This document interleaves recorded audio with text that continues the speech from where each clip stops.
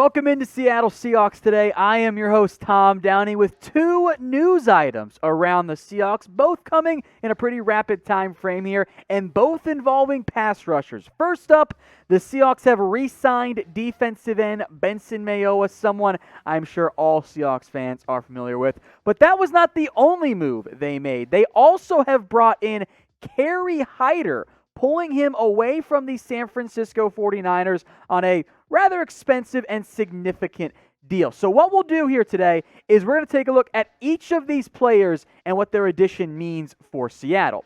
Let's begin with the newer one. That is Kerry Hyder, who spent last year, as mentioned, with the San Francisco 49ers. He has agreed to a 3-year, $16.5 million contract. Now, there are some added incentives to make it up to $17.5 million. Those will not count against the cap.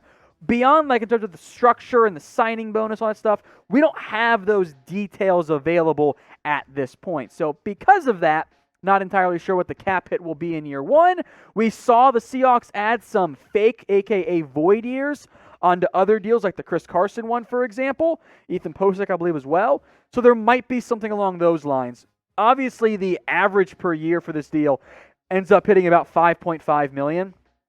I feel very confident saying that the actual average for this deal, the year one cap hit, will not end up hitting quite that figure. I don't believe that's going to be the case here for Hyder and for the Seahawks. Now, in terms of the player, he's had 2 8+ sack seasons in the past 4 years, including, of course, his most recent one, an 8.5 sack season that also featured 10 tackles for loss. Of course, the flip side of that is, well, the other 2 years in that 4-year time frame, Kerry Hyder only was able to put together a meager 2 sacks combined.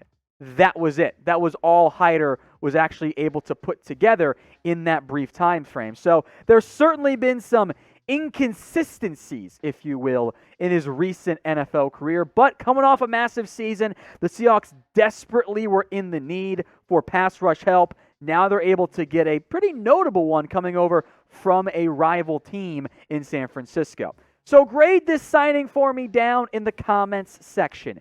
A, B, C, D, or F. Where do you rate this one for Seattle? And now that we know the generalities of the contract details here, get your votes in A, B, C, D, or F.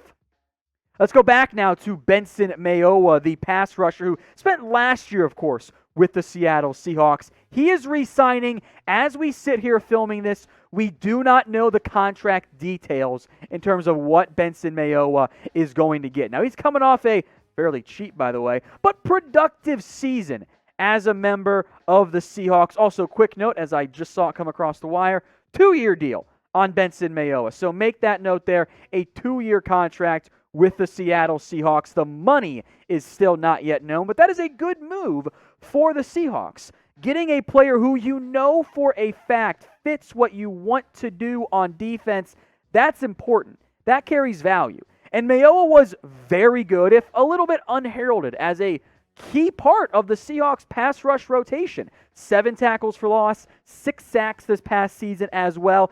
He was a very important part of this Seahawks team, So with him now on board, you're looking at the pass rush, and all of a sudden you go, okay, well, we've got some options here. We're sitting with Benson Mayowa, and we bring back Kerry Hyder for a team that entering today, as far as I was concerned, I had this as the biggest need, the edge rusher position.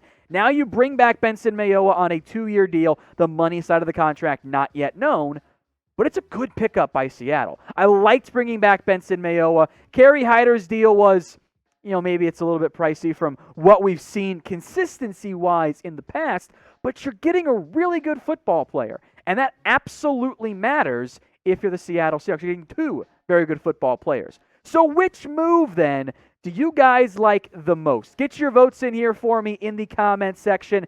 Type H for Kerry Hyder or type in M for Benson Mayowa. Scroll on down and get your votes in. I do want to discuss now the generalities of this defensive end pass rush rotation game plan. So for now, I'll list Kerry Hyder and Benson Mayowa as the team's starters. That's not maybe the biggest surprise in the world, but I do think it's pretty darn accurate in the end.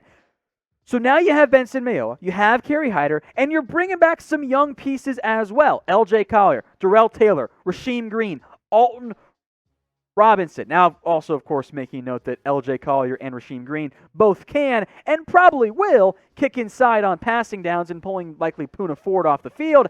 That's not that bad of a rotation. In reality, the Seahawks now go 6 deep on the defensive line in terms of options who you can put out there if Darrell Taylor's actually healthy, especially if L.J. Collier and Rasheem Green take another step forward in the upcoming season, and if Alton Robinson can build off a rather promising year one.